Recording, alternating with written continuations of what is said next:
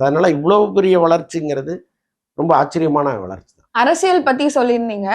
அரசியலுக்கு வருவேன் வரமாட்டேன்ற அந்த டைலமாலேயே ஏன் வச்சிருந்தாரு மக்களை? இல்லைங்க, வருவதற்கு சரியான தருணம்னு ஒன்று இருக்குல்ல. யார் வேணாலும் ஆசைப்பட்ட உடனே அரசியலுக்கு வந்துட முடியாது. நமக்கான களம் எப்போ ரெடியாக இருக்குங்கிறத அவங்க அனலைஸ் பண்ணிகிட்டே இருப்பாங்க.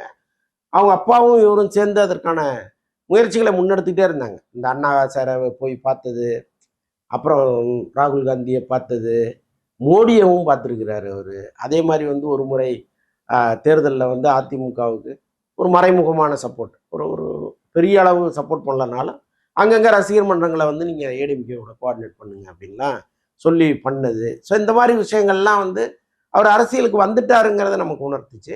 பட் ரொம்ப வெளிப்படையான அரசியலுக்கு அவர் எப்போ வரப்போறாருங்கிற ஒரு எதிர்பார்ப்பு இருக்கும் பொழுது அது கரெக்டாக அந்த நேரம் கனியும் போது அவர் வந்தார். அவர் வந்த நேரம் சரியான நேரம். ஏன்னா திமுகவில் கலைஞருங்கிற ஒரு மாபெரும் தலைவர், இந்த பக்கம் அதிமுகவில் ஜெயலலிதா அம்மாங்கிற ஒரு மாபெரும் தலைவர், ரெண்டு பேரும் இல்லாத ஒரு காலகட்டத்தில் ஒருத்தர் வரும்பொழுது அவருக்கான அரசியல் களம்ங்கிறது சரியா இருக்கும்.